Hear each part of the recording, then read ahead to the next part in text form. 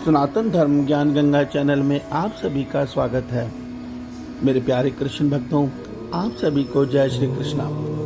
मेरे प्यारे कृष्ण भक्तों, सनातन धर्म ज्ञान गंगा चैनल के आज की वीडियो में हम लोग श्रीमद् भगवद गीता के अध्याय 15 के श्लोक 4 को भगवान श्री कृष्ण जी की कृपा से सरल रूप में सुनने और समझने का प्रयास करेंगे।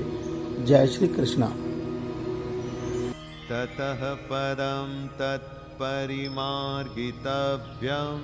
यस्मिन् गता न निवर्तन्ति भूयः तमेव चाद्यं पुरुषं प्रपद्ये यतः प्रवृत्तिः प्रसृता पुराणी। मेरे प्यारे कृष्ण भक्तों, श्रीमद् भगवद गीता के अध्याय 15 में अभी तक भगवान श्री कृष्ण जी ने हमें यह सत्य समझाया है कि हे अर्जुन, तू इस संसार को पीपल के वृक्ष के समान जान, और यह सत्य जान कि ये जो पीपल का वृक्ष है, इसकी जड़ें अर्थात बीज ऊपर की तरफ है, और जो इसके तने हैं और जो इसकी शाखाएं हैं वो नीचे की तरफ है, अर्थात इसका विस्तार ऊपर से नीचे की तरफ हो रहा है। और अर्जुन, इस संसार वृक्ष की जो पत्ते हैं वो वेदों की ऋचाएँ हैं, और जो विषय जो कपोले हैं वो विषय भोग हैं। मनुष्य को चाहिए, भगवान ने अध्याय 15 के श्लोक 3 में कहा कि मनुष्य को चाहिए कि वो विराग्य की तलवार के द्वारा इन विषय भोगों से अपने मन को अलग करे, अर्थात निग्रह करे। तो आज के श्लोक में उससे आगे भगवान कहते हैं कि मनुष्य को चाहिए कि जब मनुष्य का मन संसार से विरक्त होने लगे तो वो अपने मन को ध्यान के द्वारा एकांत काल में या नाम सुमरन के द्वारा अपने परमात्मा में स्थिर करने का प्रयास करे। मगर ये इतना आसान नहीं है, इसलिए उसको मनुष्य को चाहिए कि वो मेरी शरणागत हो जाए, अर्थात जिस परमात्मा से ये संसार वृक्ष उत्पन्न हुआ है उन्हीं परमात्मा की शरण लेके उनसे मदद मांग के उनके प्रेम में स्थित होने का, अर्थात उनके ध्यान में स्थित होने का प्रयास करे। इसी के द्वारा मनुष्य का कल्याण संभव है, तभी वो अपने आत्मा से अपने परमात्मा का मिलन कर सकता है। अर्थात हमारी आत्मा को ऊपर तक की गति पाने के लिए, परमात्मा से मिलन तक की गति पाने के लिए परमात्मा के नाम का निस्वार्थ सुमिरन करना पड़ेगा भक्ति मार्ग में, और निष्काम भाव से उनकी शरणागतों को केवल उनका प्रेम पाने के लिए उनकी ध्यान भक्ति आदि करनी ही पड़ेगी। मेरे प्यारे कृष्ण भक्तों, भगवान ने ये जो शरणागत का विषय बोला है, ये भक्ति योग के विषय में बोला है, क्योंकि भगवान जानते हैं कि कलयुग में ज्ञान योग बहुत मुश्किल है।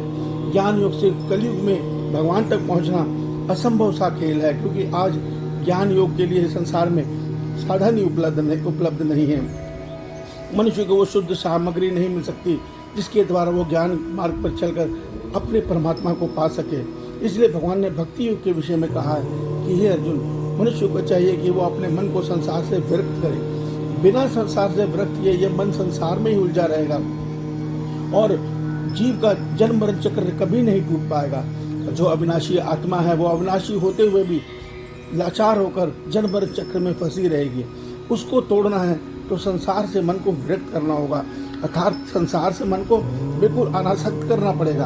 और वो अनासक्त मन जब एकांत में बैठ के अपने प्रभु में स्थिर होने लगेगा, तब उसका आगे का मार्ग प्रशस्त होगा भगवान की कृपा से।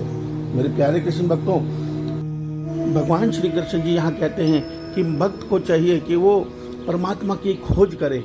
खोज करने का तात्पर्य यह है कि या तो हम कोई चीज़ रख के कहीं भूल गए हैं, या वो चीज़ हमारी जेब में ही पड़ी है मगर हम भूल के वश उसको संसार में ढूंढ रहे हैं। तो भगवान का खोज करने का तात्पर्य केवल यही है कि परमात्मा कभी हमसे दूर हुए ही नहीं, वो तो सदैव हमारे हृदय में ही वास कर रहे हैं, मगर उनको हम संसार में ढूंढ रहे हैं।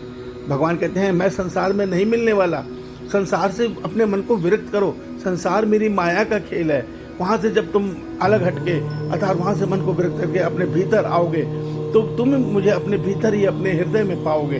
तो भगवान कहते हैं कि खोज करने का तात्पर्य केवल यही है कि आप संसार में मत खोजें, उसको अपने भीतर देखें। ध्यान के द्वारा अपने, भगवान ने ध्यान का शब्द भी यूज़ किया है कि आप अपने हृदय में उनको पाने का प्रयास करें, क्योंकि परमात्मा का वास्तविक स्थान हर जीव के हृदय में है। और जब मनुष्य उन तक पहुँच जाता है और इस संसार बंधन से पूरी तरह मुक्त हो जाता है वैराग्य के द्वारा, तब वो उनके दर्शन अपने हृदय में कर पाता है। यही विधि है परमात्मा को पाने की। और जो भक्त परमात्मा को पाता है वो मोक्ष से संतुष्ट नहीं होता, वो तो कहता है, प्रभु मुझे मोक्ष कुछ नहीं चाहिए, आपका प्रेम बहुत आनंदमय है, इससे मैं झूम उठा हूँ, मुझे कुछ और नहीं चाहिए, बस यही स्थिति रहने दो।